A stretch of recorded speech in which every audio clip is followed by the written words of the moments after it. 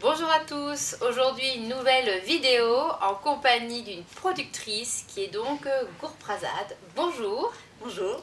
Elle est venue nous voir ici au magasin Biocop Calune Pontivy avec de merveilleux petits produits que toi et ton compagnon vous fabriquez sur la commune de Plumariat. Plumariat, qui est donc à côté de Saint-Anne-d'Auray. Dis-nous déjà peut-être brièvement d'où est née cette passion des plantes et de vouloir en faire des cosmétiques. J'ai été soignée par des plantes enfants. D'accord. Et puis ça m'a toujours plu. Et puis dans ma jeunesse, j'ai fait l'école de plantes médicinales lyonnaise à Lyon. D'accord. Et puis petit à petit, j'ai fait des stages à droite à gauche chez différents producteurs. Et puis j'en suis arrivée à vouloir faire mes propres produits. Et du coup, c'est ce qu'on a commencé en 2013. D'accord. Donc là, aujourd'hui, vous cultivez donc des champs de fleurs. On cultive des fleurs, on cultive des bourgeons, des feuilles. D'accord. Parce qu'on utilise différentes parties des racines selon ce qu'on recherche et selon la plante. On cultive et on cueille en sauvage. D'accord. Dans les haies, et puis on a une partie toujours des terres qui sont gardées en sauvage parce que spontanément, en fait, il y a les mauvaises herbes en fait, et les mauvaises herbes en fait c'est aussi des médicinales ou des aromatiques, et donc on les utilise. Par exemple, l'Achillée millefeuille qu'on trouve là, c'est donc parfois on le cultive, mais dans nos champs, en fait elle pousse en sauvage. Donc j'ai une rangée en culture, mais finalement je l'accueille plutôt en sauvage parce que elle est plus belle en sauvage. Mais elle est plus belle. En fait, c'est juste qu'elle pousse spontanément. Spontanément, et préfère là où elle est en abondance. Une fois que ces plantes sont cueillies, qu'est-ce qu'elles deviennent chez toi? Donc on les cueille, certaines sont séchées, certaines elles sont mises directement dans l'huile. D'accord. Donc par exemple le calendula en général, le souci. Oui. En général il est préfané, donc ça veut dire qu'il est mis sur les clés de séchage. Il est séché à peut-être à 50%, donc même 75%, que la plupart de l'humidité elle s'évapore. Ouais. Et ensuite, il y a un petit peu d'humidité qui reste et je le mets directement, j'ai des gros bocaux de 5 litres, je mets les fleurs dedans, je les recouvre d'huile et elles sont mises au soleil ou dans un endroit un petit peu ombragé, mais là où il fait chaud. D'accord. Et puis les bocaux sont un petit peu ouverts pour que l'humidité elle sorte pendant la journée et refermée la nuit. On les bouge un peu pour que les plantes et l'huile se mélangent bien. Ouais. Et ça reste en fait plusieurs semaines à macérer. D'accord. Ensuite, je les verse dans j'ai un gros pressoir à pommes. Donc, j'extrais les plantes de l'huile. Les plantes, elles partent au compost. L'huile, elle est filtrée. Et cette huile-là, ensuite, ou on la flaconne telle qu'elle, dans des petits flacons comme ça qu'on vend, ou on l'utilise pour les baumes et les huiles. D'accord. Et donc ça, je dois faire une douzaine de... je pense une douzaine de plantes, ou de la racine, ou de la fleur, ou de la feuille, ou plusieurs parties en même temps. D'accord. Et selon la plante, c'est frais, c'est sec, c'est préfané, et puis selon la saison, par exemple, le souci, il est préfané, mais par exemple, parfois je peux le faire avec des fleurs qui sont complètement sèches, si par exemple j'en ai plus et que j'en ai besoin d'en faire une hiver. Ah oui, d'accord. Et j'ai toujours, là on ne le voit pas, mais j'ai toujours une huile elle n'est pas encore assez faite, mais j'ai une huile qui devient, on voit quand elle est prête, quand elle a pris la bonne couleur. Très colorée quoi. Et au niveau de l'odeur. Ah oui. On fait un check olfactif et visuel pour voir la limpidité de l'huile, l'odeur de l'huile, s'il y a des dépôts qui se forment. Il y a toujours des dépôts qui se forment, c'est normal, c'est des plantes. C'est vivant, donc en fait les dépôts c'est naturel, mais il faut que les dépôts Et justement je me dis, ceux qui nous regardent là, ils se disent mais qu'est-ce qu'il y a comme huile dedans? Alors je travaille avec différentes huiles. Je travaille avec parfois de l'huile d'olive, parce que l'huile d'olive déjà c'est une excellente huile pour la peau. Une très très bonne teneur dans le temps, donc elle va pas beaucoup bouger. Donc par exemple là on le voit pas, je l'ai pas, mais j'ai le millepertuis qui est une plante qui est utilisée pour tout ce qui est brûlure, coup de soleil, douleur, ce genre de choses, qui devient rouge. En fait, c'est une huile qui a besoin de chaleur pour extraire les principes actifs. Donc cette huile, elle va être au soleil, ou en tout cas à une source de chaleur. Ouais. Et donc il faut que l'huile qui soit l'huile porteuse, eh ben, elle bouge pas, quoi. Et donc l'huile d'olive, elle est excellente pour ça. Et puis là, c'est du tournesol. D'accord. Et après, donc toi, tu as imaginé donc associer différentes huiles pour une utilisation un peu spécifique, quoi. Je pense par exemple à celle-là que tu as appelée la Relax Max, qui à la fois tonifie et rafraîchit. Donc en gros, le côté rafraîchissant, en fait, il est emmené par la menthe.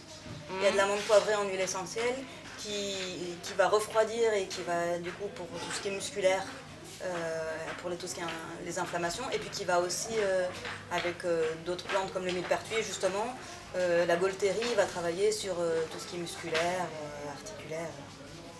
D'accord. Et ce genre de choses. En tout cas, moi je note que moi j'aime beaucoup le packaging, comme on dit. Ben justement, on a travaillé avec avec une graphiste qui est de Rennes, ouais, qui vient de nous refaire tout le packaging. Ça n'a pas toujours été comme ça, d'accord. Non, ça fait depuis que vous l'avez, depuis novembre. D'accord. Ça fait pas longtemps, on est en train de travailler sur les affiches que vous auriez plus à faire dans le futur. Ce genre de choses. La collègue va être contente.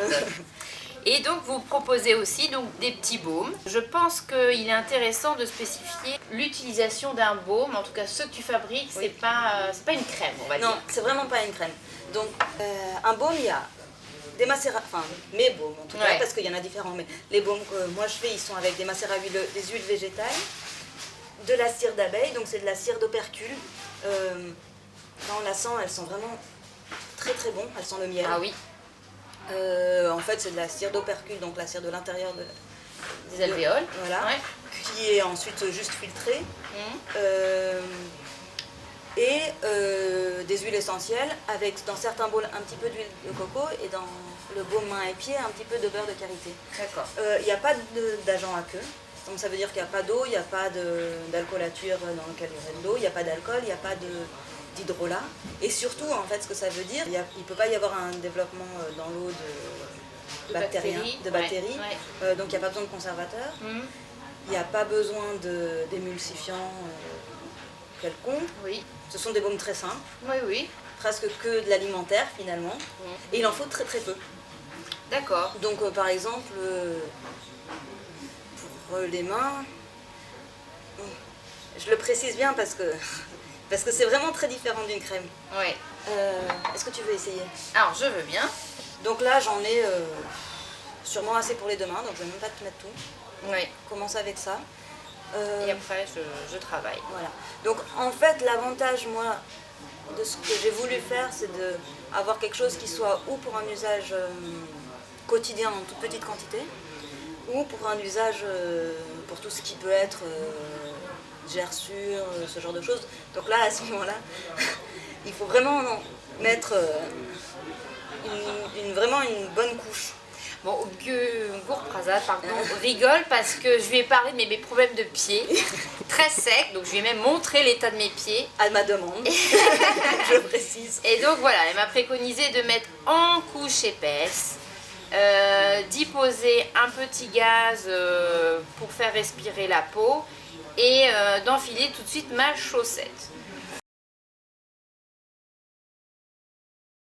Alors, pour terminer notre petite vidéo, moi j'avais une petite question par rapport à notre quotidien qui est un petit peu chamboulé entre l'application du gel électrolyte plusieurs fois par jour et le port du masque. J'imagine quand même que tes petits produits vont pouvoir nous aider. Pour les mains, celle que tu as appelée mains et pieds est parfaite, j'imagine. Mais là par contre, comme on a vu, en fine couche. En usage quotidien, donc juste toute petite noisette et puis ouais, plusieurs fois par jour.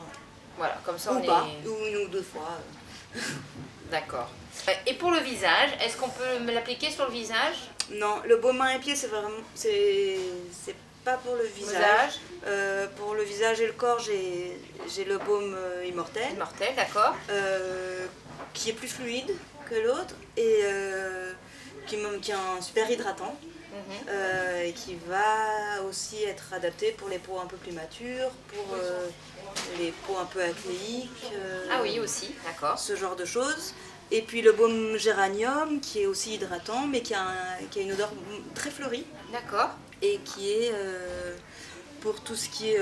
Enfin déjà c'est déshydratants et puis pour les petits problèmes de peau, les petites rougeurs. D'accord. Ce genre de choses. Et du coup, il va permettre, autant pour le visage et le corps, mais comme tu parlais du masque, de juste en mettre un petit peu et puis d'hydrater un peu le matin. D'accord. Donc l'une ou l'autre, quoi. C'est un peu suivant... Suivant les préférences au niveau des usages et puis des odeurs. Et puis aussi de l'odeur. D'accord.